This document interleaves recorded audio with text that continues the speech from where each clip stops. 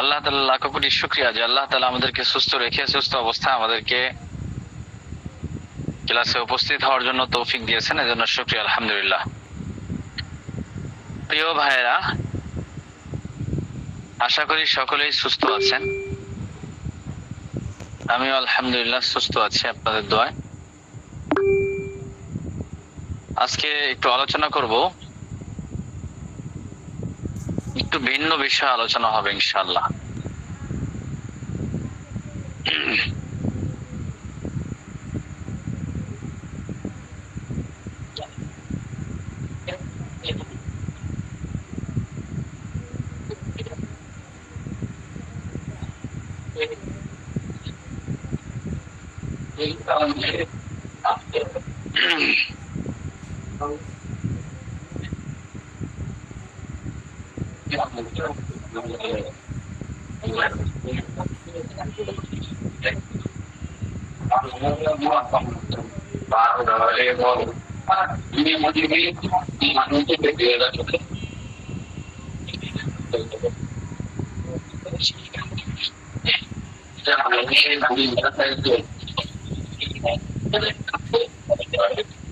আচ্ছা, আমাদের এখানে 1 মিনিট, আপনারা একটু লাইনে থাকেন। 1 মিনিটের মধ্যে ক্লাস শুরু করব।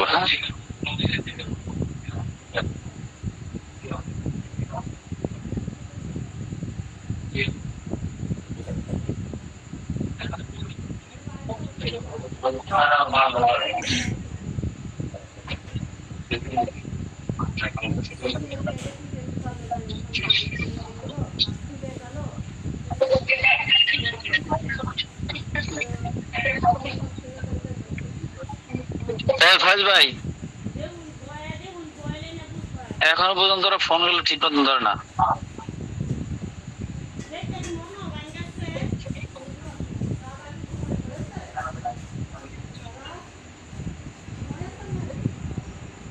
দেখছেন, অফিসে এতক্ষণ ওয়াজ করলেন, এখন অফিসে ফোন ধরে না। ফোনটা তো কাছে রাখবে।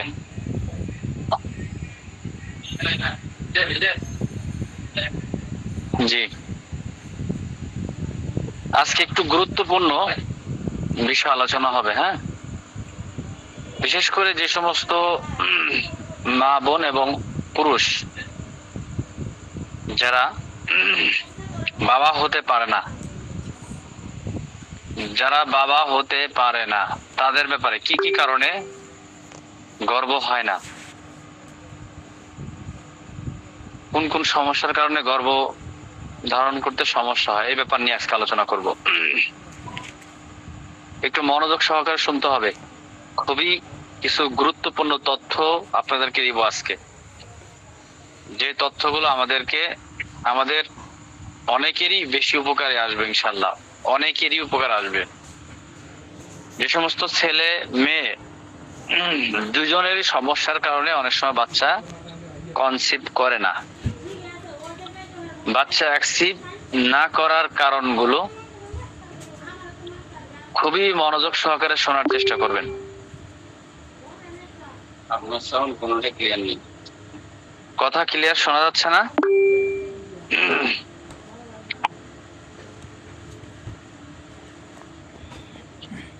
কথা ক্লিয়ার ভাবে শোনা যাচ্ছে কিনা একটু জানাবেন। কথা, আমি তো কথাই বলিনি এতক্ষণ, এখন কথা বলতেছি, কথা এতক্ষণ বলিনি, কেবল বলতেছি। আচ্ছা,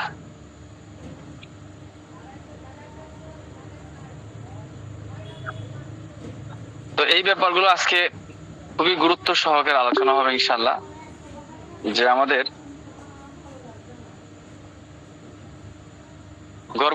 গর্ভবতী হওয়ার কিছু সাধারণ লক্ষণ, যে আপনার স্ত্রী গর্ভবতী হয়েছে লক্ষণগুলো কিভাবে বুঝবেন। যে লক্ষণগুলো আমরা যদি দেখতে পাই তাহলে বুঝবেন আপনার স্ত্রী গর্ভবতী হয়েছে। যদি দেখেন যে আপনার স্ত্রী বমি বমি ভাব, বারবার বমি করছে, বিশেষত এটা সকালে, তাহলে বুঝবেন হয়তো খুশির সংবাদ আসতে পারে। স্তন সংবেদনশীলতা, ব্যথা, ক্লান্তি অনুভব করা, ঘন ঘন পেশাব হওয়া, মেজাজ পরিবর্তন হওয়া। এছাড়াও কারো ক্ষেত্রে খাবারের অরুচি, ক্ষুধা বেড়ে যাওয়া বা খাবারের রুচি বাড়া অথবা কমে যাওয়া, পেট ব্যথা, অস্বস্তি ভাব মনে করা, মাথা ঘোরানো, কোষ্ঠকাঠিন্য, স্তনের বটে কালচে ভাব, স্তন ফেটে যাওয়ার মতন লক্ষণ দেখা দিতে পারে। এগুলো প্রাথমিক লক্ষণ। এই লক্ষণগুলো আপনি যদি দেখতে পান তাহলে বুঝলেন যে আপনার মেহমান আসতে পারে। এটি গর্ভ অবস্থায় প্রাথমিক এবং সাধারণ লক্ষণ। যদি আপনার মাসিক নিয়মিত হয় এবং তা হঠাৎ বন্ধ হয়ে যায় তাহলেও গর্ভ হওয়ার একটা বিষয় বিবেচনা করা উচিত। যে মাসিক ঠিক মতনই হচ্ছে কিন্তু হঠাৎ করে তার মাসিকটা বন্ধ হয়ে গেছে, তাহলে এটাও একটা বাচ্চা কনসিভ হওয়ার একটা লক্ষণ। মাসিক বন্ধ হওয়া এটা গর্ভাবস্থার সবচেয়ে প্রাথমিক এবং সাধারণ লক্ষণ। বমি বমি ভাব এবং যাকে মর্নিং সিকনেস বলা হয়, এটা গর্ভাবস্থায় একটা সাধারণ লক্ষণ। সাধারণত গর্ভাবস্থায় প্রথম 3 মাস পর্যন্ত এটা বেশি দেখা দেয়। স্তনের পরিবর্তন আসে, স্তন ভারী হয়ে আসে, ব্যথা হতে পারে, অথবা স্তনের বোঁটা চারপাশে ত্বক গাঢ় হতে পারে। ক্লান্তি, গর্ভাবস্থায় শরীরে অতিরিক্ত পরিশ্রম করে তাই ক্লান্ত বোধ হওয়াও স্বাভাবিক। ঘন ঘন প্রস্রাব হওয়া, গর্ভাবস্থায় জরায়ু প্রসারিত হওয়ার কারণেও মূত্রথলির উপর চাপ পড়ে, যার ফলে ঘন ঘন পেশাব হতে পারে। মেজাজ পরিবর্তন, গর্ভ অবস্থায় হরমোন পরিবর্তনের কারণে মেজাজও খিটখিটে হতে পারে বা অস্থিরতা দেখা যেতে পারে। খাবারের অরুচি বা ক্ষুধা বৃদ্ধি হওয়া, কিছু খাবারের প্রতি আকৃষ্ট হয়, নতুন খাবারের প্রতি বিশেষ করে আকর্ষণ অনুভব হতে পারে, যে এই খাবার যেগুলো নাই বাজারে সেগুলো খেতে মন চায়। পেট ব্যথা বা অস্বস্তি বোধ হওয়া, তল পেটে হালকা ব্যথা বা মোচড় অনুভব হতে পারে। সাধারণ এই সমস্যাগুলো যদি দেখেন বা এগুলো যদি দেখেন, ব্লিডিং এর কারণও হতে পারে।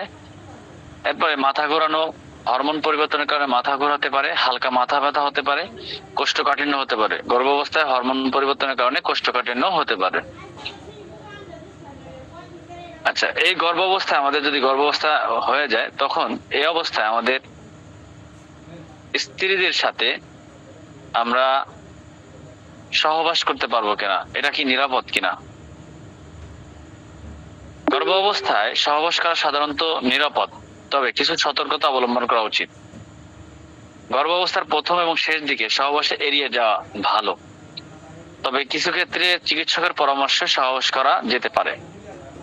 গর্ভাবস্থায় সহবাসের ক্ষেত্রে কিছু নিয়ম মেনে চলা উচিত, যেগুলো এটা খুবই গুরুত্বপূর্ণ আলোচনা, যেটা আমরা অনেকেই জানি না। যে সমস্ত নিয়ম কানুন গুলো না জানি, যে কখন সময় অনেকে চিন্তা করে গর্ভবতী হয়ে গেলে তখন কি আর সহবাস করা যায় কিনা বা নিয়ম কি, নিয়মগুলো আজকে বলবো। এগুলো অনেক কিছু আলোচনা হবে, এবং বাচ্চা না হওয়ার কারণগুলো কি কি কারণগুলোর কারণে বাচ্চা কনসেপ্ট না হয়, এগুলো নিয়ে আলোচনা করব, সব আলোচনা করবো, বিস্তারিত আজকে আলোচনা করব।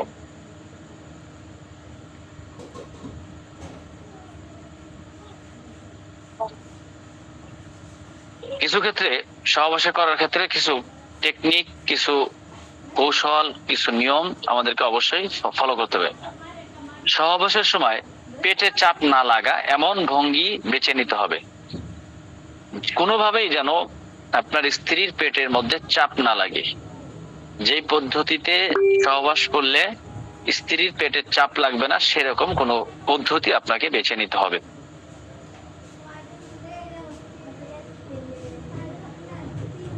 সহবাসের সময় ব্যথা বা অন্য কোনো সমস্যা হলে সঙ্গে সঙ্গে সঙ্গম বন্ধ করে দিতে হবে। যদি স্ত্রীর পেট ব্যথা শুরু হয়েছে, অথবা কোনো পেটের মধ্যে সমস্যা হচ্ছে বা কোনো ব্যথা শুরু হয়েছে, তার সাথে সাথেই সহবাস বন্ধ করে দিতে হবে।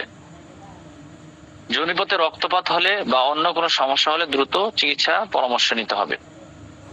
গর্ভাবস্থায় প্রথম দিকে এবং শেষের দিকে সহবাস এড়িয়ে চলাটাই ভালো। কিছু ক্ষেত্রে যেমন গর্ভপাতের ইতিহাস থাকলে বা এলেন সেন্টার প্রিভিয়া থাকলে সহবাস করা উচিত না, ডক্টরের পরামর্শ অনুযায়ী সহবাস করা উচিত।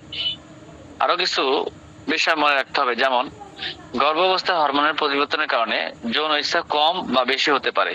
কিছু কিছু মেয়েদের ক্ষেত্রে অনেক বেশি চাহিদা বেড়ে যায়, আবার অনেকের ক্ষেত্রে কমে যায়, দুইটাই হতে পারে গর্ভ অবস্থায়। সহবাসের সময় সঙ্গিনীকে আরামদায়ক অনুভূতি দেওয়া জরুরি। গর্ভ অবস্থায় সহবাসের কারণে সাধারণত প্রস্রাব বেদনা শুরু হয় না বা প্রস্রাবের সময় জটিলতা তৈরি হয় না, তবে কিছু ক্ষেত্রে চিকিৎসা পরামর্শ নেওয়ার প্রয়োজন। যদি কোনো দাম্পত্যের গর্ভাবস্থায় সহবাস নিয়ে কোনো সন্দেহ বা উদ্বেগ থাকে, তবে সে চিকিৎসকের পরামর্শ নেওয়া উচিত। যখন আপনার স্ত্রী কখনো গর্ভ অবস্থায় যদি দেখতে পান যে গর্ভ অবস্থার সময় তার কিছু সমস্যা দেখা দেয়, যে কোনো সমস্যার সময় একজন গাইনি বিশেষজ্ঞ, ভালো একজন ডাক্তারের পরামর্শ নিয়ে সবসময় চলা উচিত। সবসময় যে কোনো সমস্যা, যে কোনো ভালো মন্দ সব বিষয় তাদের সাথে পরামর্শ নিয়ে চলা উচিত। আমাদের স্ত্রীরা যদি কখনোই গর্ভ ধারণ করে, তখন তাদের সবসময় কিছু দিক নির্দেশনা সবসময় একজন ব্যক্তির সাথে পরামর্শ নিয়ে, পরিচিত ডাক্তার যার সাথে সবসময় যোগাযোগ করা যায়, এরকম একজন গাইনি বিশেষজ্ঞ মহিলা ডাক্তার মাধ্যমে যোগাযোগ করা উচিত পারলে। গর্ভধারণের সবচেয়ে সম্ভাবনার সময় কোন সময় আপনি সহবাস করলে আপনার গর্ভ ধারণ হওয়ার সবচেয়ে সম্ভাবনা সময় থাকতে পারে? গর্ভধারণের সবচেয়ে সম্ভাবনার সময় বা ফার্টাইল কুণ্ডে চেনার অনেকগুলো পদ্ধতি আছে, একাধিক পদ্ধতি। এক্ষেত্রে এক একটা সময় এক এক অবস্থায় যদি গর্ভধারণের নিয়মগুলো ফলো করা হয়, তাহলে আমরা চেষ্টা করি যে অনেকে 5 বছর 7 বছর বিবাহ করার পর বাচ্চা নেওয়ার চেষ্টা করতেছে, কিন্তু কোনোভাবেই বাচ্চা অ্যাকসেপ্ট করতেছে না। কিন্তু নিয়ম অনুযায়ী কোন সময় সহবাস করলে তাদের সাধারণত বাচ্চা অ্যাকসেপ্ট হওয়ার সম্ভাবনা থাকে বেশি, এগুলো অনেকগুলো পদ্ধতি আছে। মাসিকের কতদিন পরে সহবাস করলে সম্ভাবনা হয়, বাচ্চা নেওয়ার জন্য কত বয়স থেকে চেষ্টা করবেন, এবং বাচ্চাটা সন্তান নেওয়ার সঠিক বয়স আর্টিকেল কি, এই ব্যাপারগুলো আমরা আলোচনা করব। এরপর আসেন সাদা সিরাপ পর্যবেক্ষণের মাধ্যমে গর্ভধারণের সঠিক সময় জানা। এই পদ্ধতি কাদের জন্য প্রযোজ্য? আপনি সাদা সিরাপ দেখেও বুঝতে পারবেন যে একজন স্ত্রীর সাদা সিরাপ হয়েছে, এই সাদা সিরাপের সময় বাচ্চা অ্যাকসেপ্ট করবে কি না, বা এটা বাচ্চা অ্যাকসেপ্ট করার সাদা সিরাপ কিনা। মাসিক নিয়মিত বা অনিয়মিত যাই হোক, সব সাদা সিরাপে এই পদ্ধতি ব্যবহার করতে পারবেন। তবে যাদের মাসিক অনিয়মিত তাদের জন্য একটা খুবই উপকারী, কারণ অন্যান্য পদ্ধতিতে তাদের গর্ভধারণের সবচেয়ে সম্ভাবনার সময় বের করা একটু কঠিন। মাসিক ঠিক মতন হচ্ছে না, তারপরেও বাচ্চা গর্ভধারণ করতে আপনি মহিলার সাদা সিরাপ দেখেও আপনি বুঝতে পারবেন যে এই সময় সহবাস করলে বাচ্চা অ্যাকসেপ্ট করার সম্ভাবনা থাকতে পারে। সাদা সিরাপ পর্যবেক্ষণ পদ্ধতি, প্রতি মাসে মেয়েদের সাদা সিরাপের 4 রকমের অবস্থা দেখা দেয়। 4 রকম সাধারণত মাসিক প্রতি মাসে। প্রথম অবস্থা হচ্ছে মাসিকের ঠিক পরে, যখন কোনো সাদা সিরাপ দেখা যায় না, মাসিকের রাস্তাটা খুব শুকনা এবং শুকনা মনে হয়, তখন গর্ভধারণের সম্ভাবনা প্রায় 0-র কাছাকাছি, 0.3%। অর্থাৎ মাসিকের পরে যখন কোনো সাদা সিরাপ দেখা যায় না, মাসিকের রাস্তাটা যখন শুকনা থাকে, শুকনা মনে হয়, তখন গর্ভধারণের সম্ভাবনা 0। এরপরের অবস্থায় মাসিকের রাস্তা হালকা ভেজা মনে হয়, কিন্তু আপনি চোখে কোনো সাদা সিরাপ দেখবেন না বা হাতেও ধরতে পারবেন না, তখন গর্ভধারণের সম্ভাবনা থাকে 1%-এর একটু বেশি, 1.3%। প্রথম এই দুই অবস্থায় সবার মধ্যে দেখা যায় না, বিশেষ করে যাদের মাসিকের সাইকেল ছোট, তাদের ক্ষেত্রে এই দুইটার অবস্থা মাসিকের সময় হয়ে যেতে পারে। মাসিক যখন হচ্ছে তখনই হয়ে যেতে পারে, মানে মাসিক হওয়ার পরে, এই দুইটা। অর্থাৎ মাসিক শেষ হওয়ার পরে অনেক সময় যৌন পথটা অনেক শুকনো থাকে, একটা আরেকটা হলো হালকা পিচ্ছিল ভিজা থাকে হালকা, কিন্তু এটা ধরা যায় না এই এই সিরাপটা। তৃতীয় এবং চতুর্থ অবস্থা প্রায় সবার ক্ষেত্রে দেখা যায়। তৃতীয় অবস্থা ঘন সাদা সিরাপ যায়, সেটা আঙ্গুলের সাথে আঠালো হয়ে লেগে থাকে, তখন গর্ভধারণের সম্ভাবনা বেড়ে 2.5%-ও কাছে চলে আসে। যখন সাদা সিরাপটা আঠালো হয়ে লেগে থাকে ভিতরে, তখন গর্ভধারণের সম্ভাবনা থাকে 2। এগুলো মেয়েরা বুঝবে, পুরুষ মানুষ এগুলো বুঝবেন কম, এটা মহিলারা বুঝবে, আপনার স্ত্রী বুঝবে। আচ্ছা, চতুর্থ অবস্থায় সাদা স্রাব খুব পাতলা এবং পিচ্ছিল হয়, কাঁচা ডিমের সাদা অংশের যেমন ওইরকম পিচ্ছিল হয়, কিছুটা তেমন দেখতে স্বচ্ছ। আর এই সাদা স্রাব 2 আঙ্গুল দিয়ে টেনে বের করা যায়, কয়েক ইঞ্চি বের করলে ভাঙে না, মানে এরকম টেন করে বের করলেও এটা এভাবে লাগে থাকে, আঠার মতন হয়ে থাকে, তখন গর্ভধারণের সম্ভাবনা অনেক বেশি হয়। যেই সাদা সিরাপটা এরকম টান দিলে বের হলে এরকম আঠালো জাতীয় হয়ে থাকে অনেক বেশি, এরকম হাতের আঙ্গুলে দিলেও পড়ে না বা এরকম সোজাভাবে থাকে, এই সময় 28.6%, 28.6% অর্থাৎ প্রায় 30% কাছাকাছি চলে আসে। এই চতুর্থ অবস্থায় শেষ হওয়ার পর আবার সাদা স্রাব ঘন আঠালো হয়, বা একেবারে আর কোনো সাদা স্রাব যায় না। তবে অনেকের মাসিকের ঠিক আগে আবার পাতলা স্রাব যেতে পারে, তবে সেটা গর্ভধারণের সাথে সম্পৃক্ত নয়।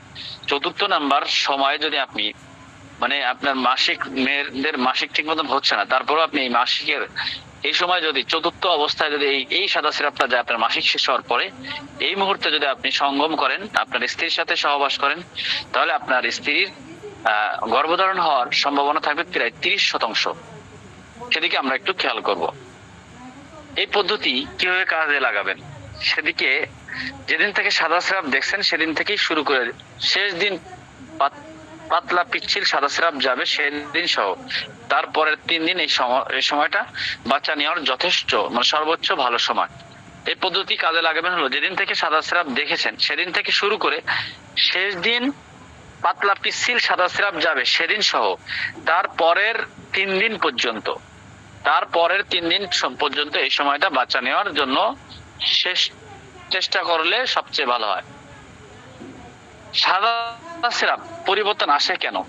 কিছু কারণে সাদা সিরাপের পরিবর্তন আসে, ফলে এই পদ্ধতি কখনো কম কার্যকরী হতে পারে। এর মধ্যে কয়েকটা হচ্ছে সহবাসের সময় লুব্রিক্যান্ট বা পিচ্ছিলকারী কোনো কিছু ব্যবহার করা, কিছু ওষুধ, শিশুকে বুকের দুধ পান করানো, জন্ম নিয়ন্ত্রণ পিল সেবন করা, জরায়ু মুখের কোনো অপারেশন, যোনিপথের কোনো ইনজেকশন, এগুলো থেকে বিরত থাকবেন। এগুলো মারাত্মক। পিল সেবন করা, বাচ্চা নিয়ন্ত্রণকৃত কোনো ওষুধ সেবন করলে আপনার বাচ্চা অ্যাক্সিভ না হওয়ার সম্ভাবনা বেশি থাকে। পরবর্তীতে জরায়ুতে বিভিন্ন জায়গাতে ক্যান্সার হয় এই সমস্ত ওষুধ খেলে।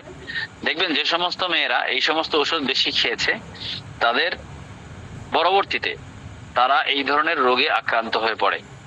এই জন্য আপনারা অন্য পদ্ধতি ব্যবহার করবেন, কোনো ধরনের পিল, কোনো ধরনের ওষুধ সেবনের মাধ্যমে আপনার বাচ্চা নিয়ন্ত্রণ করবেন না।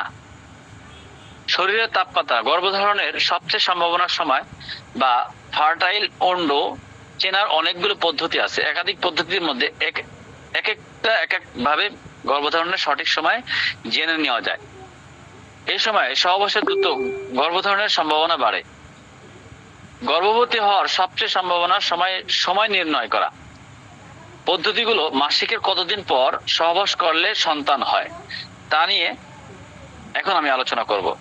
বাচ্চা নেওয়ার জন্য কত বছর বয়স থেকে চেষ্টা করবেন সেটা সঠিক বয়সটা আর্টিকেল আপনি পড়ে নেবেন। সাদা সিরাপ পর্যবেক্ষণ, শরীরের তাপমাত্রা, সাইনডে, ক্যালেন্ডার হিসাব, এরপরে অন্যান্য পদ্ধতি। সাদা সিরাপ পর্যবেক্ষণের মাধ্যমে গর্ভধারণের সঠিক সময় জানা। এই পদ্ধতি কাদের জন্য প্রযোজ্য? মাসিক নিয়মিত বা অনিয়মিত যেমনই হোক, সবাই সাদা সিরাপের এই পদ্ধতি ব্যবহার করতে পারে। তাদের মাসিক অনিয়মিত তাদের জন্য এটা বেশি উপকারী, কারণ অন্য পদ্ধতি গর্ভধারণের সবচেয়ে সম্ভাবনা সময় খুবই কম। সাদা সিরাপের পর্যবেক্ষণের 4টা ধাপ আমি আলোচনা করলাম। এই 4টা ধাপের পরেও 4টা ধাপ সাধারণত সাদা সিরাপ কিভাবে চিনতে পারবেন, 4 ধরনের সাদা সিরাপ কিভাবে চিনতে পারবেন, এই পদ্ধতি কিভাবে কাজে লাগাবেন, এগুলো আমি আপনাদেরকে প্রয়োজনে ছবি দিয়ে দিব। সাদা সিরাপের পরিবর্তন আসে কেন? কিছু কারণ আছে। এই কারণগুলো আমি যেগুলো আলোচনা করলাম, শরীরের তাপমাত্রার মেপেও গর্ভধারণের সঠিক সময় জানা যায়। দ্বিতীয় পদ্ধতিটি হলো শরীরের তাপমাত্রা মেপে সবচেয়ে সম্ভাবনার সময় বোঝা। তাপমাত্রা মাপার পদ্ধতি, মাসিকের পরপর শরীরের তাপমাত্রা কিছুটা কম থাকে। ডিমাশয় থেকে ডিম্বাণু বের হওয়ার পর, অর্থাৎ যখন ডিমটা ফেটে তখন একজন নারীর শরীরের তাপমাত্রা খানিকটা বেড়ে যায়। না মাপলে এই পরিবর্তন সাধারণত বোঝা যায় না, কারণ এটা খুবই সামান্য 0.2 ডিগ্রি সেলসিয়াস বা 0.4 ডিগ্রি হয়ে থাকে। কিন্তু আপনি প্রতিদিন শরীরের তাপমাত্রা মাপতে থাকলে কখন এটা বেড়ে গেল সেটা আপনি ধরতে পারবেন।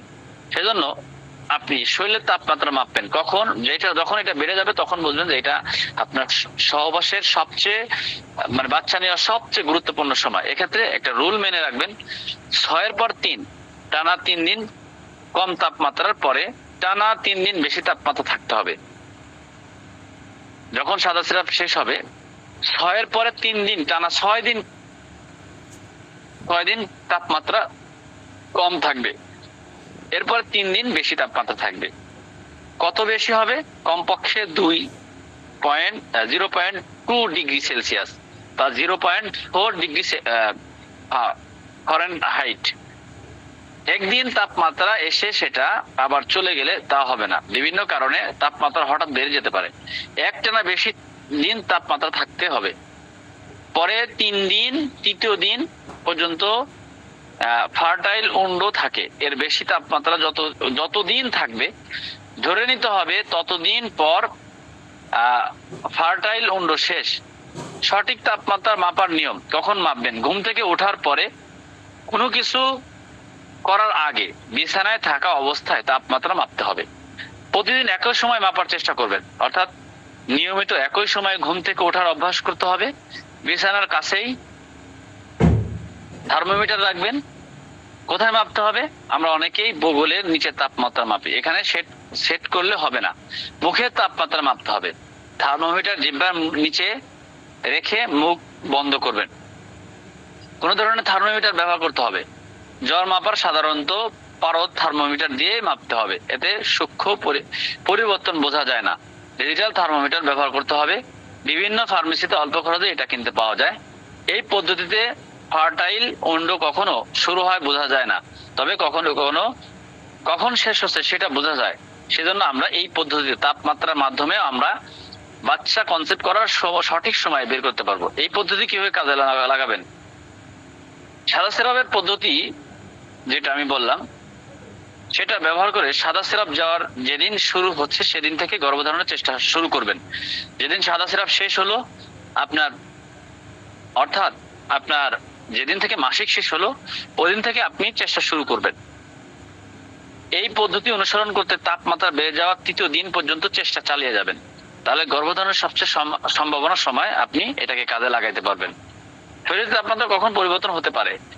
মানসিক চাপ থাকলে বা ঘুম কম হলে শরীরের তাপমাত্রা পরিবর্তন আসতে পারে।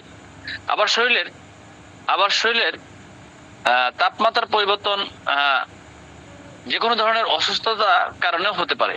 শরীরের তাপমাত্রা মেপে ফার্টাইল উন্ড সঠিকভাবে কাজে লাগাতে প্রতিদিন তাপমাত্রার একটি চার্ট নেট করে রাখতে হবে। হঠাৎ তাপমাত্রা বাড়লে এবং বৃদ্ধির কারণ জানা থাকলে সেটাও সাথে নোট করে রাখতে পারেন। এরপরে 3 নাম্বার স্ট্যান্ডে পদ্ধতিতে গর্ভধারণ করার উপায়। এই পদ্ধতি কাদের জন্য প্রযোজ্য? এই পদ্ধতি আপনার জন্য কার্যকর হবে যদি আপনি মাসিকের সাইকেল কখনো 26 দিনের চেয়েও ছোট না হয় এবং 32 দিনের চেয়েও বেশি না হয়। মানে মাসিকের যদি একটা নিয়ম ঠিক থাকে, অর্থাৎ 26 দিনের নিচে, এক মাসে 26 দিনের নিচে 26 দিনের আগে তার মাসিক হয় না এবং 32 দিনের বেশি কখনোই হয় না।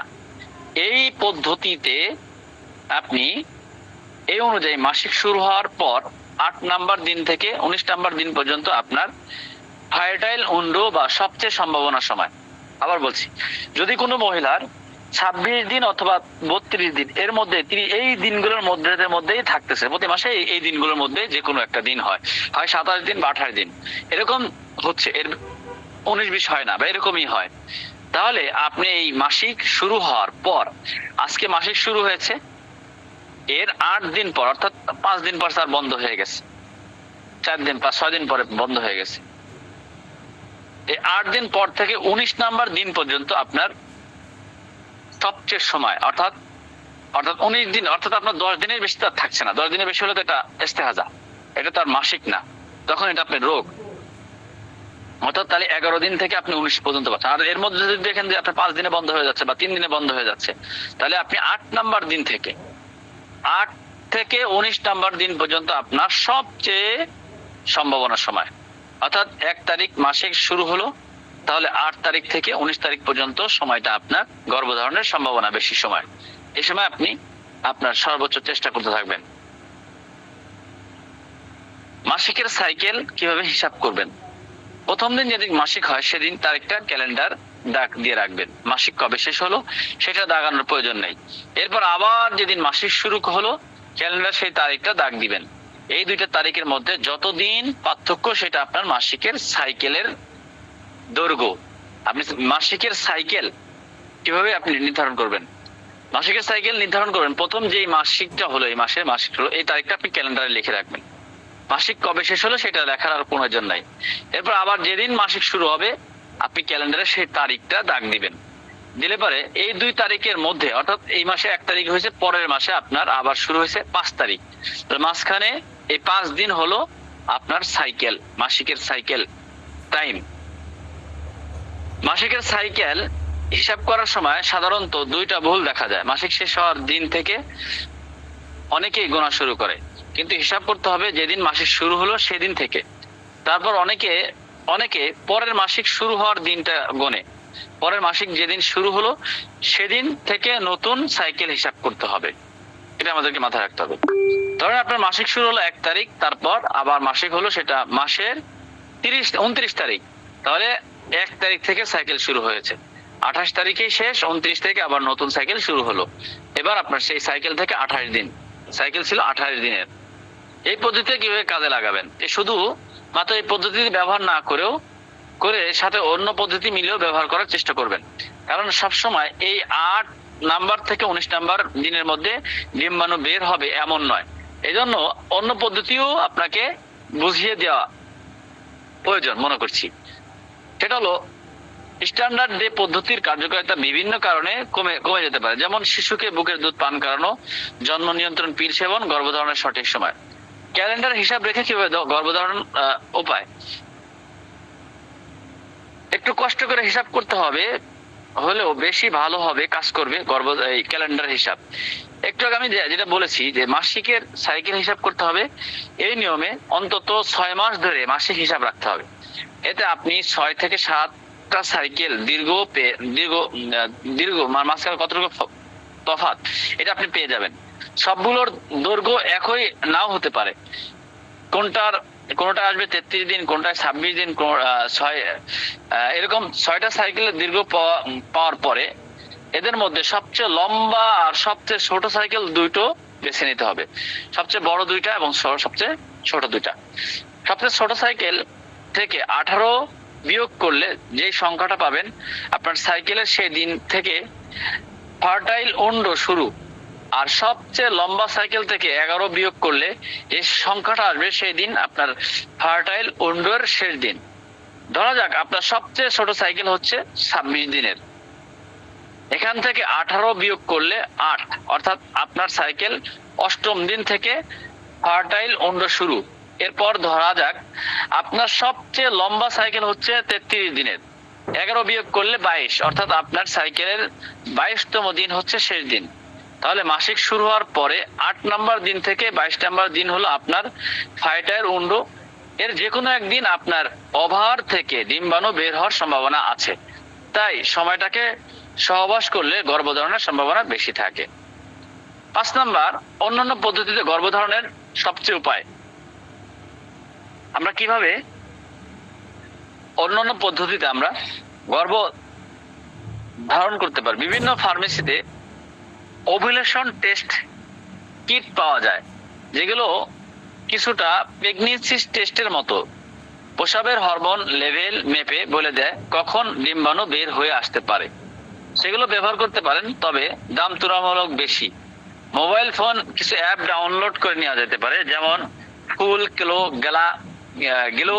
মাসিকের তারিখ বসালে এগুলো ফর্টাইল অন্ড হিসাব করে দেয়, এবং তবে কোনো অ্যাপই 100% নির্ভরযোগ্য না, কিন্তু এগুলো কিছুটা একটু ধারণা পাওয়া যায় যে এই মাস থেকে ওই মাস পর্যন্ত আপনার মাসিকের তারিখটা বসালে কোন তারিখ থেকে কোন তারিখের মধ্যে আপনার ডিম্বাণু হওয়ার সম্ভাবনা আছে, এটা আপনাকে কিছুটা ধারণা দিয়ে দিবে। আপনি এই অ্যাপস গুলো ব্যবহার করেও পেয়ে যেতে পারেন। এগুলো ব্যবহার করলে আপনার সাইকেল দীর্ঘ সম্পর্কে একটা ধারণা পেতে পারবেন। এছাড়াও ডিম্বাণু বের হওয়ার সম্ভাবনা স্তরকে আপনাকে কিছুটা বুঝাই দিবে। তলপেট ব্যথা হতে পারে, পেট ফাঁপা লাগতে পারে, তবে এসব লক্ষণ ব্যবহার করে ফার্টাইল অন্ড বের করা নির্ভরযোগ্য নয়। পরিশেষ সবার ফার্টাইল অন্ড একই সময় হয় না, আবার একই মানুষের ক্ষেত্রে মাসিক নিয়মিত হলেও এক এক মাসে এক এক সময় হতে পারে। তাই নিজের শরীরের লক্ষণগুলো যেমন তাপমাত্রা, সাদা সিরাপ, এদিকে খেয়াল রাখবেন। এই সময়টা আরো ভালোভাবে চিনতে পারবেন। যতগুলো পদ্ধতি আলোচনা করা হলো, এগুলো কোনটাই ডিম্বাণু থেকে ডিম্বাণু বের হওয়ার আসার সঠিক সময় নিশ্চিত করতে পারবেন না, তবে পদ্ধতিগুলো অনুসরণ করলে, বিশেষ করে কয়েকটা পদ্ধতি সবসময় সমন্বয় করলে সন্তান ধারণের সম্ভাবনা অনেকটা বেড়ে যাবে। মনে রাখতে হবে, একদিন বা 2 দিন পর সহবাস করলে 1 বছরের মধ্যে 80% বেশি দম্পতি সফল হন। অর্থাৎ 3-4 মাস চেষ্টা করে সফল হলে ঘাবড়ে যাওয়ার কোনো কারণ নেই যে 3 মাস 4 মাস চেষ্টা করলাম কোনো হচ্ছে না, এরকম ঘাবড়ে যাওয়ার কোনো কারণ নাই। সময় লাগতে পারে। 1 বছর নিয়মিত চেষ্টা করার পরও সফল না হলে ডাক্তারের পরামর্শ নিতে পারেন। নারীর বয়স যদি 35-এর বেশি হয় তাহলে 6 মাস চেষ্টা করার পর ডাক্তারের শরণাপন্ন হবেন। যদি 35 বছরের পর আস্তে আস্তে নারীদের গর্ভধারণের বয়সটা কমে যায়। গর্ভ অবস্থায় যে সমস্ত কাজ করা যেতে পারে, যে সমস্ত কাজ করবে, আসলে বাচ্চা দেওয়ার মালিক আল্লাহ তাআলা, মানুষের চেষ্টা করতে হবে। একটা পুরুষের কারণে শুধু বাচ্চা হয় না এরকম না, আবার একটা নারীর সমস্যার কারণে বাচ্চা হয় না এমন না। সমস্যা দুজনের হতে পারে, পুরুষেরও হতে পারে, নারীরও হতে পারে। অথবা পুরুষের আছে, নারীর ঠিক আছে, অথবা নারী ঠিক আছে, পুরুষ সমস্যা আছে। পুরুষের শুক্রাণুতে সমস্যা আছে, নারীর ডিম্বাণুতে সমস্যা আছে। এই ডিম্বাণু শুক্রাণু দুইটার সমন্বয়ে বাচ্চা কনসেপ্ট করে, বাচ্চা সঠিকভাবে বাচ্চা অ্যাকসেপ্ট করে। এজন্য আমাদের বাচ্চা কনসেপ্ট বা বাচ্চা অ্যাকসেপ্ট করার ক্ষেত্রে প্রথমত আল্লাহর কাছে দোয়া করা, আল্লাহর কাছে চাওয়া, পাশাপাশি নিজেদের কিছু সতর্কতার সাথে চলা। যে সমস্ত খাবারগুলো খাওয়ার ফলে বাচ্চাদের আপনার ডিম্বাণু শুক্রাণু তৈরি হতে পারে, সে সমস্ত খাবারগুলো খেতে হবে। যে সমস্ত কাজ করা যেতে পারে, বিশেষ করে শাক সবজি কাটা এবং ধোয়া কাজ গর্ভবতী মহিলারা করতে পারে, তবে এই সময় বেশিক্ষণ দাঁড়িয়ে সবজি কাটবেন না। আবার মাটিতে বাটি পেতে বসেও সবজি না কাটা ভালো, বরং একটা চেয়ারে বসে টেবিলে সবজি রেখে ছুরি দিয়ে কাটতে পারে। গর্ভবতী শুনেছেন যে গায়ে রোদ লাগালে বুদ্ধি বাড়বে সন্তানের। লম্বা হাতলে ঝাড়ু বা মপ লাগিয়ে ঘন ঝাড় দেওয়া বা মশার কাজ গর্ভবতী মহিলা করতে পারেন, তবে মাটির ঝুঁকি ঘর ঝাড়ু দেওয়া এগুলো একটু কঠিন কাজ, এগুলো থেকে একটু কম করার চেষ্টা করবেন। গর্ভাবস্থায় পেটের ওজন অনেকটাই বেড়ে যাওয়ার সম্ভাবনা আছে। মহিলাদের শরীরের ভর কেন্দ্র বদলে যায়, তাই ঝুঁকি করতে হবে না, অনেক ক্ষেত্রে দাঁড়িয়ে করতে হবে। এই ধরনের কাজ এই সময় এড়িয়ে যাওয়াই ভালো। কোনো কাজ আছে যেটা দাঁড়ায় দাঁড়ায় করতে হবে, এই সমস্ত কাজ কম করবে। সাদা ভিনেগার, লেবুর রস এবং বেকিং সোডা দিয়ে বাথরুম পরিষ্কার করার কাজ গর্ভবতী মহিলা করতে পারে, কিন্তু বাথরুম পরিষ্কারের জন্য অ্যাসিড বা অন্য কোনো রাসায়নিক পদার্থ এই সময় ব্যবহার করা যাবে না। বেশি চাপ দিয়ে ঘর মোছার কাজ করা যাবে না। এমন বাসনপত্র গর্ভবতী মহিলা পরিষ্কার করতে পারে, কিন্তু হালকা পাতলা গুলো করতে পারবে। খেয়াল রাখতে হবে, একটানা 15 থেকে 20 মিনিট দাঁড়িয়ে থাকবে না, এরকম কাজ করবে না। গর্ভাবস্থায় ঘরের কোন কাজগুলো করা উচিত আর কোনগুলো এড়িয়ে চলবেন? গর্ভাবস্থায় বিশেষ কোনো শারীরিক সমস্যা না থাকলে সাধারণত ঘরের কাজ করতে পরামর্শ দেন চিকিৎসকরা। শরীরে অ্যাক্টিভ থাকলে সন্তানের জন্ম দেওয়ার সময় কষ্ট কম হয়, কিন্তু সব ধরনের কাজ গর্ভবতী মহিলারা মোটেও করতে পারবে না। কিছু কাজ তাদের এড়িয়ে চলা ভালো। গর্ভবতী মহিলারা কিছু কাজ আছে যেগুলো করতে পারবে না। শাকসবজি কাটা এবং ধোয়া কাজ গর্ভবতী মহিলারা করতে পারে, তবে এই সময় বেশিক্ষণ দাঁড়িয়ে সবজি কাটবে না। আবার মাটিতে বসে সবজিও না কাটা ভালো।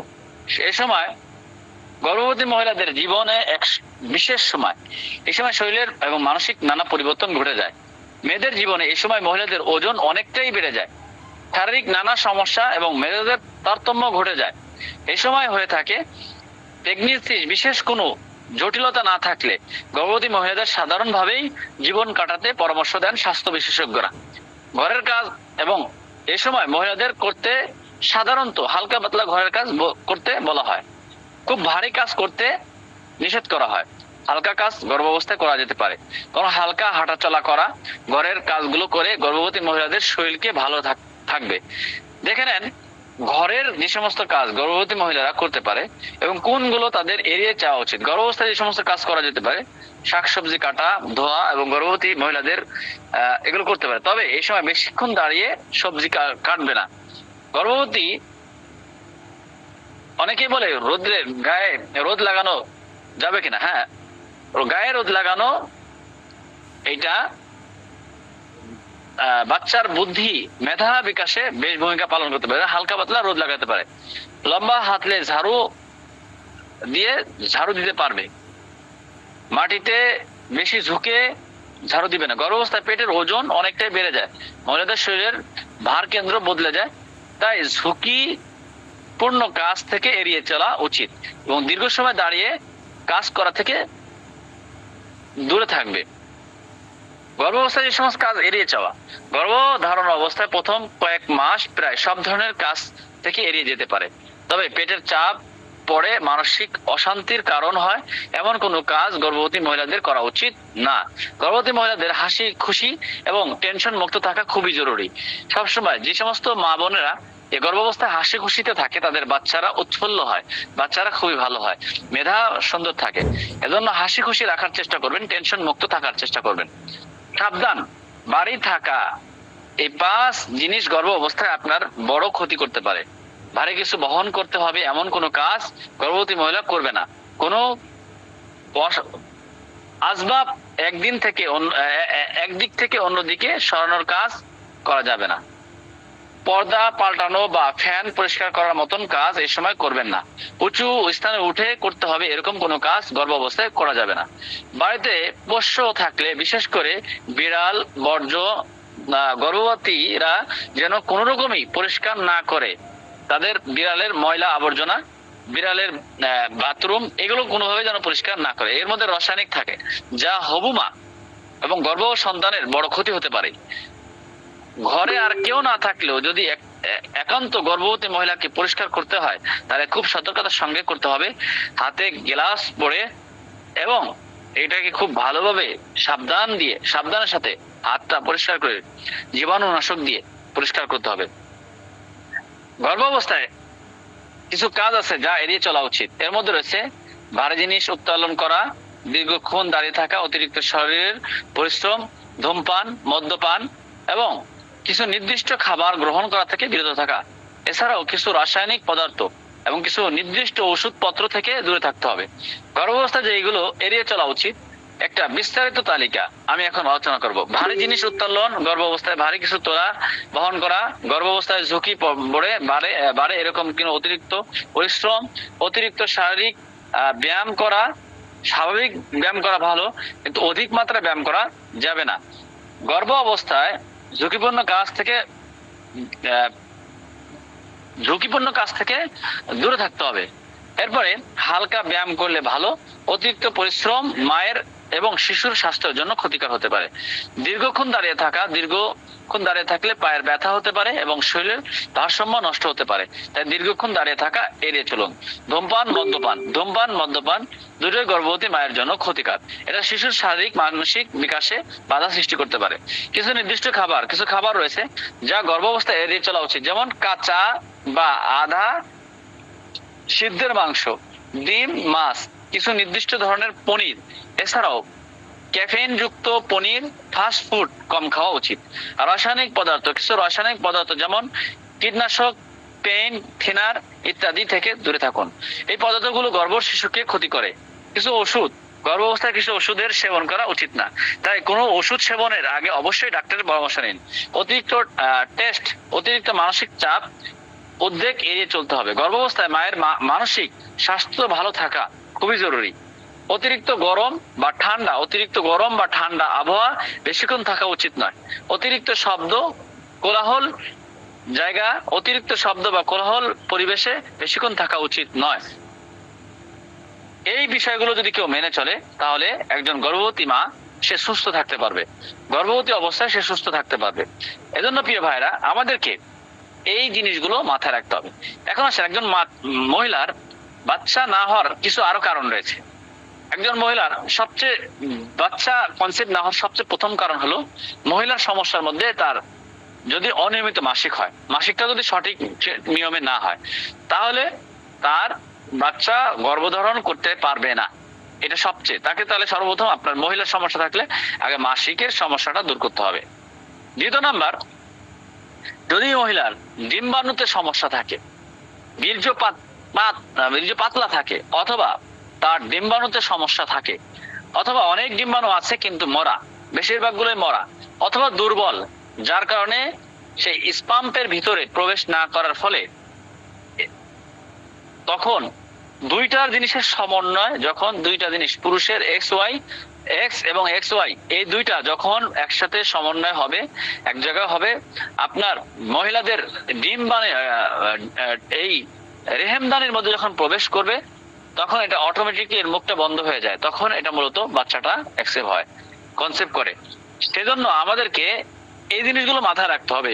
মহিলার অনিয়মিত মাসিক, ডিম্বাণু সমস্যা যদি থাকে এবং জরায়ুর সমস্যা থাকে, জরায়ুতে অনেক সময় মুখগুলো বন্ধ হয়ে থাকে, অথবা বাচ্চার রেহেমদানিটার মুখগুলো আটকা থাকে, চর্বি জমে যায়, রেহেমদানির মুখে চর্বি জমে যায়, এই সমস্ত কারণগুলোর কারণে, অতিরিক্ত স্বাস্থ্য হওয়ার কারণে এই সমস্যাগুলো অনেক সময় হয়ে থাকে। এইগুলোর কারণে অনেক সময় আপনি ঠিকই সহবাস করছেন কিন্তু সঠিক জায়গা পর্যন্ত সেই জিনিসগুলো পৌঁছাচ্ছে না, যার কারণে দেখা যায় অনেক সময় এই বাচ্চা কনসিভ হয় না। এক্ষেত্রে আমাদেরকে এগুলো ফলো করতে হবে। এই সমস্যাগুলো কি আগে মহিলার সমস্যা না পুরুষের সমস্যা?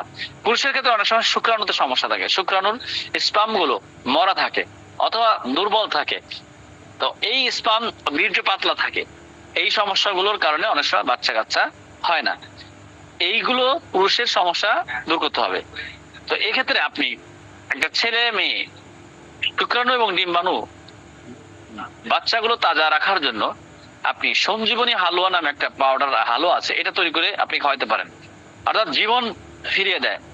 100 গ্রাম ইসুপগুলের ভুসি, 100 গ্রাম ইসুপগুল, 100 গ্রাম নাক বালাদ্দ, 100 গ্রাম সফেদ মছলি, 100 গ্রাম কাতিলা গাম, 100 গ্রাম আরবি গাম, 100 গ্রাম তাল মাখানা, 100 গ্রাম শতমূল, 100 গ্রাম শিমুল মূল, 100 গ্রাম তেঁতুল বীজ গুঁড়া, 100 গ্রাম আলকুশি, 2 কেজি মধু, 2 কেজি পানি, 100 গ্রাম ঘি, 100 গ্রাম কালো জিরার তেল, 100 গ্রাম এসবি পাউডার, 100 গ্রাম স্পার্টান।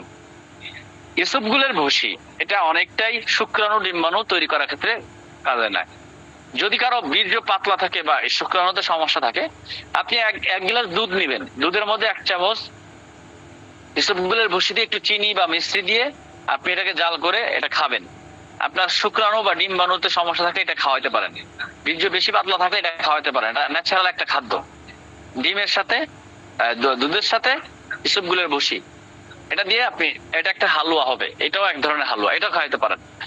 এরপরে এই ইসুপগুল 100 গ্রাম ইসুপগুল, 100 গ্রাম ইসুপগুলের ভুসি, 100 গ্রাম নাকবলদ্দ, 100 গ্রাম সফেদ মছলি, 100 গ্রাম কাতিলা গাম, 100 গ্রাম আরবি গাম, 100 গ্রাম তাল মাখানা, 100 গ্রাম শতমূল, 100 গ্রাম শিমুল মূল, 100 গ্রাম তেঁতুল বীজ গুঁড়া, 100 গ্রাম আলকুশি, 2 কেজি মধু, 2 কেজি পানি, 100 গ্রাম ঘি, 100 গ্রাম কালো জিরার তেল, 100 গ্রাম এসবি পাউডার, 100 গ্রাম এসবি পাউডার স্পার্টান।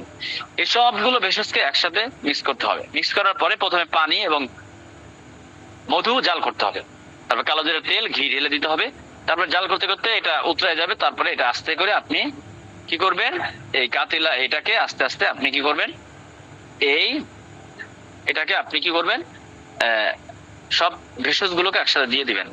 দেওয়ার পরে জাল করতে থাকবেন আর নাড়তে থাকবেন, জাল করবেন, এটা জাল করতে করতে করতে করতে যখন একটা হালুয়া কোয়ালিটি হয়ে যাবে তখন এটাকে নামাই ফেলবেন। নামাই ফেলে একটা, এই হালুয়াটা নারী পুরুষ সবাই খেতে পারবে। নারী পুরুষ যে সমস্ত নারীদের ডিম্বাণুতে সমস্যা অথবা পুরুষের শুক্রাণুতে সমস্যা, তাদেরকে আপনারা, বাচ্চা কাচ্চা হচ্ছে না দীর্ঘদিন ধরে চেষ্টা করে বাচ্চা হচ্ছে না, তাদেরকে আপনারা এই হালুয়াটা খাওয়াতে পারেন। এটা খাওয়ার ফলে একজন নারীর অবশ্যই আলহামদুলিল্লাহ, আমাদের দীর্ঘদিনের অভিজ্ঞতা আমরা দেখেছি এটা খুবই ভালো ফলদায়ক পেয়েছি। অসংখ্য মানুষ এটা খেয়ে আলহামদুলিল্লাহ সন্তান দেওয়ার মালিক আল্লাহ তাআলা। সুস্থতা অথবা অনেক সময় আল্লাহ তাআলা অসুস্থ দিয়ে থাকে, পরীক্ষা করে আল্লাহর কাছে চাওয়া, পাশাপাশি চিকিৎসা নেওয়া। ডাক্তারিক চিকিৎসা আসলে এগুলোতে ওরকম তেমন ফলাফল পাওয়া যায় না। ফলাফল পাইলে আপনি একটা সমস্যার জন্য খাবেন, আপনার আরেকটা সমস্যা তৈরি হয়ে যাবে।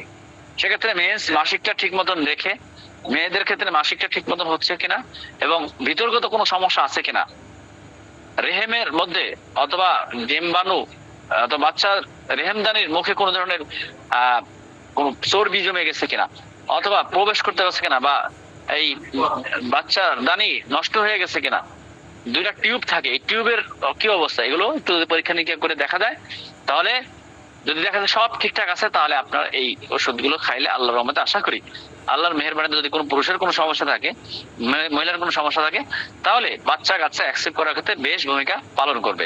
আপনারা এটা দিয়ে বাচ্চা অ্যাকসেপ্ট করার ক্ষেত্রে এটা দিতে পারেন। তাহলে আজকে মূলত আলোচনা করলাম যে পুরুষ এবং মহিলা দুইজনকে সুস্থ থাকতে হবে।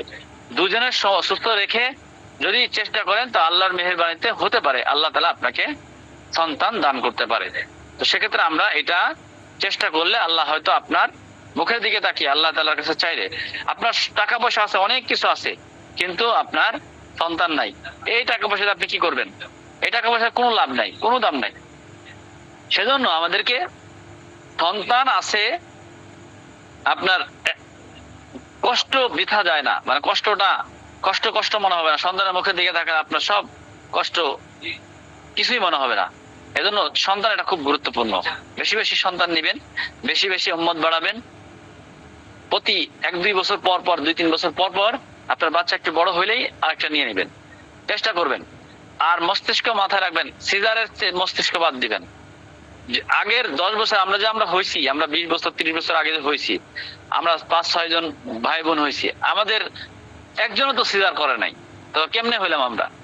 এটা আসলে মানুষের মস্তিষ্ক। এই যে কিছুদিন আগে ঈদের ছুটিতে কত 7,000 বাচ্চা সিজার ছাড়াই হইলো, কোনো ডাক্তার ছিল না, কত বাচ্চা কি হয়েছে? সিজারে হয়ে গেছে, সিজার ছাড়াই হয়েছে, নর্মাল হয়েছে। তো এখন ডাক্তার, হাসপাতালগুলো তারা চিন্তা করে যে হাসপাতাল আলাদা ইনকাম করার একটা ক্লিনিক খুলে নিছে, ইনকাম করার একটা চিন্তাধারা। এজন্য আপনারা একটু হালকা পাতলা কিছু হলে আপনার ভয় দেখায় দেয়, তো আপনার ওই ভয়ের কারণে আপনারা তাড়াতাড়ি বলেন, তাড়াতাড়ি বাঁচি, তাড়াতাড়ি কি করে যাতে পারে। এটা একটা ইহুদি খ্রিস্টানের একটা চক্র, যাতে করে মানুষ বেশি, মুসলমানরা বেশি বাচ্চা কাচ্চা না নেয়, একটা দুইটা নেওয়ার পরে আর যেন না নিতে পারে, সিজার খুলে দিছে। আপনারা কিভাবে বাচ্চা নিয়ন্ত্রণের সিস্টেম করে দিয়েছে, 2-3টার বেশি আর নিতে পারবে না, 1-2টার বেশি নিতে পারবে না। তো এই জন্য মস্তিষ্ক পরিবর্তন করেন, নিজেদের স্ত্রীদেরকে এভাবে বোঝানোর চেষ্টা করেন যে না, আমরা সিজার করবো না, আল্লাহর উপর আস্থা বিশ্বাস রাখবো, সিজার করব না, নর্মালই হবে ইনশাল্লাহ, ঠিক আছে, বাড়িতেই চেষ্টা করব। নিজেরা শক্ত রাখতে হবে, নিজেদের নিয়তের উপর আল্লাহ তাআলা অনেক কিছু মেসেজ করে। আমরা আগে থেকেই টাকা গোছায় রাখি সিজারের জন্য। বাচ্চা যখন গর্ভধারণ করে তখনই আমরা কি করি, আমরা টাকা গোছায় রাখি সিজার করার জন্য। এই যে একটা মস্তিষ্ক হয়ে গেছে, তো আগেই সিজার করার জন্য নিয়ে চলে যাই। এজন্য চেষ্টা করতে হবে। আল্লাহ যখন সিজার ছিল না তখন এমনি হয়েছে, এগুলো সবই সম্ভব। এটা মস্তিষ্ক মানুষের এখন ওদিকে চলে গেছে, এজন্য এটা আল্লাহ ব্যবস্থা করেছে। এজন্য আমাদেরকে মস্তিষ্ক পরিবর্তন করতে হবে, আমাদেরকে বাচ্চা বেশি নিতে হবে। মুসলমান অনেকে টিটকারি মারে, হুজুররা আবার একটু বাচ্চা কাছে বেশি নেয়, অনেকে টিটকারি মারে, ঠিক আছে, টিটকারি মারলে মারুক, আপনার সন্তান বেশি হবে তো আপনার সওয়াব বেশি হবে। পাশাপাশি আপনার দেখবেন বয়সকালে আপনি বুঝবেন যে 4 সন্তান হয়, 4 সন্তানের আপনার একটা একটা সন্তান না একটা সন্তান আপনাকে দেখবে, একটা সন্তান না একটা সন্তান আপনি আলেম বানাবেন বা দিনদার বানাবেন, একটা সন্তান না একটা সন্তান আপনাকে মূল্যায়ন করবে। এগুলো আমাদেরকে খেয়াল রাখতে হবে, ঠিক আছে? তো যাই হোক, আপনাদের কোনো প্রশ্ন থাকলে, আজকে যদি কোনো প্রশ্ন থাকে আপনারা প্রশ্ন করতে পারেন। আপনাদের মেসেজ অপশন চালু করে দিলাম, আপনারা প্রশ্ন করতে পারেন। কিছু গাছ গাছালির নিয়ন্ত্রণ আছে, হ্যাঁ, আমি এগুলো একদিন আলোচনা করব। কিছু গাছের ভেষজ খেলে আপনার বাচ্চা নিয়ন্ত্রণ করা সম্ভব, এটা আমি আলোচনা করবো ইনশাল্লাহ।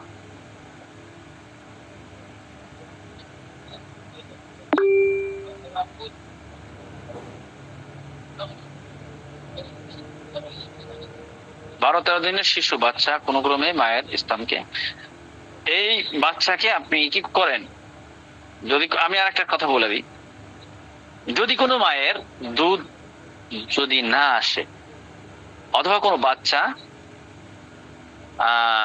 দুধ খাচ্ছে না, সেক্ষেত্রে আপনারা বাচ্চার মায়ের মাশাআল্লাহ লা হাওলা ওয়ালা কুওয়াতা ইল্লা বিল্লাহ এটা পড়ে একটু পানি পড়ে দিবেন, 4 কুল আয়াতুল কুরসি পড়ে পানি পড়ে এই পানিটা স্তনটাকে ধোয়াই দিবেন, তারপরে বাচ্চাকে খাওয়াই দিবেন দুধ, তারপর বাচ্চাকে একবার একটু খাওয়াই দিলে আশা করি বাচ্চা খেয়ে ফেলবে। পাশাপাশি যদি কোনো মায়ের স্তনে দুধ না আসে তাহলে আমরা এই বই কুমড়া আছে, বই কুমড়া প্রতিদিন সকালে 1 চামচ রাতে 1 চামচ অরিজিনাল বই কুমড়া যদি আপনি খাওয়াইতে পারেন, বই কুমড়ার পাউডার, তাহলে অবশ্যই বাচ্চার মায়ে দুধ আসবে। আচ্ছা, সঞ্জীবনী হালুয়া এটা পাইকারি দাম হলো 400 টাকা, পাইকারি দাম 400 টাকা, খুচরা মূল্য হলো 1850 টাকা, 1850 টাকা। হ্যাঁ, অনেক সময় বাচ্চাদের মানে চাহিদার থেকেও বেশি দুধ হয়, মায়েদের অনেকের মায়েদের হয়, বাচ্চা একটু বড় হলে অবশ্যই খাবে, হয়তো অনেক সময় বয়সের কারণে ওর যতটুকু প্রয়োজন ওর থেকে বেশি দুধ আছে যার কারণে খায় না। এক্ষেত্রে বাচ্চাটার মায়ের দুধটা এক ধরনের পাঞ্চ পাওয়া যায়, ফার্মেসিতে পাবেন, 150-200 টাকা নেবে, ওইটা দিয়ে হলেও কমপক্ষে দুধ গুলো বের করে ফেলা যেন। যদি একবার দুধ মানে বাচ্চা যতটুকু প্রয়োজন ততটুকুর থেকেও বেশি থাকে, তখন বাচ্চার দুধটা চাক ধরে গেলে তখন দুধটা কমে যাবে, প্রয়োজনে ওই দুধগুলো বের করে ফেলা যেন ওইটা দিয়ে, ঠিক আছে? আচ্ছা, অটোমেটিক রিপ্লাইটা দিতে ভুলে গেছি, আমি দিয়ে দিব ইনশাল্লাহ, মনে নাই, ভুলে গেছি।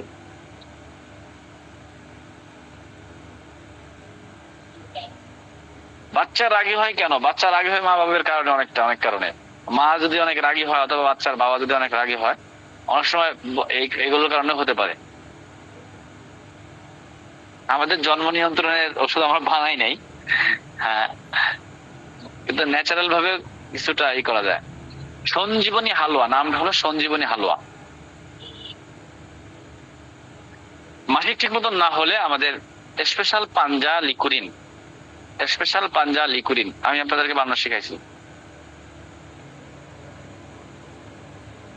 স্ত্রীর সমস্যা হলে তা পাল্টানো যাবে, কি কি পাল্টাবেন স্ত্রীর?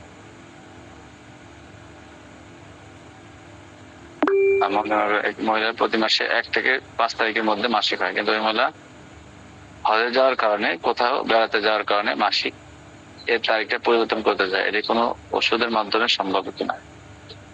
হ্যাঁ সম্ভব, এগুলো এটা ওষুধ, ফার্মেসিক্যাল ওষুধ, কেমিক্যাল দ্বারা সম্ভব। হ্যাঁ, এটা কিছু ওষুধ আছে যে ওইটা ওষুধ খেলে মাসিক বন্ধ হয়ে থাকবে, হ্যাঁ এটা সম্ভব। আবার চাচ্ছেন যে আপনি মাসিকটা সঠিক সময় হওয়ার জন্য, এটা নর্মালি ভাবে 3 দিন কিছু ওষুধ আছে, নরমেন্স নামে একটা ওষুধ আছে, এই ওষুধটা খাওয়ার 3 দিন পরেই মাসিক হয়ে যাবে। একজন মহিলার মাসিক ঠিক মতন হচ্ছে না কোনোভাবে, সব ওষুধ খাওয়ার ফলে, কিন্তু তারপরেও যদি হচ্ছে না, তাহলে একজন ব্যক্তিকে ফার্মেসিতে পাবেন এই ওষুধটা, নরমেন্স, এই ওষুধটা 3 দিন খাওয়ানোর পরে বন্ধ করে দিবেন, অটোমেটিকলি মাসিক হয়ে যাবে। প্রতি মাসে আপনি এইভাবে 3 মাস খাওয়ালে দেখা যাবে যে পরবর্তীতে মাসিকটা ঠিক মতন এসে যাবে। গ্যাস্ট্রিক আলসারের জন্য গতকালকে আমরা গ্যাস আউট পাউডার বানানো শেখানো হয়েছে, গ্যাস্ট্রিক এবং আলসারের জন্য এটা খাওয়াতে পারেন। আচ্ছা, সেট আপটা ওটা দেওয়া হয় নাই। মাথা অনেক ফোড়া হয়, সেক্ষেত্রে আপনার মাথার মধ্যে প্রচুর পরিমাণ দূষিত জিনিস আছে, এই ক্ষেত্রে আপনি হিজামা লাগাইতে পারেন। হিজামা লাগায় আপনি এই ধরনের দূষিত ক্ষতিকারক জীবাণুগুলোকে বের করে ফেলান, তাহলে দেখবেন আপনার মাথায় আর ধরনের চুলকানি, ঘাও, পসরা এবং ফোড়া এই ধরনের জাতীয় এগুলো হবে না ইনশাল্লাহ।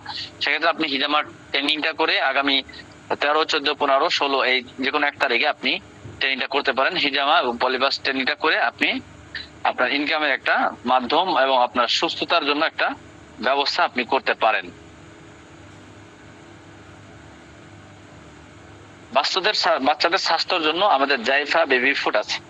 স্বাস্থ্যের জন্য বাচ্চাদের খাওয়া এবং বাচ্চাদের মেধা বিকাশের জন্য বেশ ভূমিকা পালন করে। বাচ্চাদের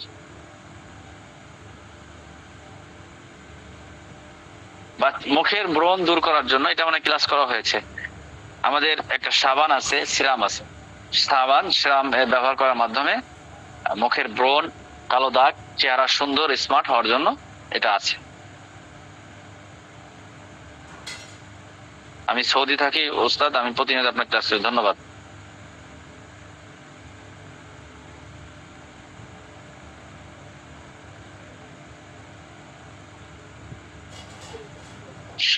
হুজুর একটুখানি হাসেন। আসলাম। হাসলাম, আপনার কথা মতো নিয়ে হাসলাম। আল্লাহ, আপনার কথা শুনে তো হাসি এসে গেছে।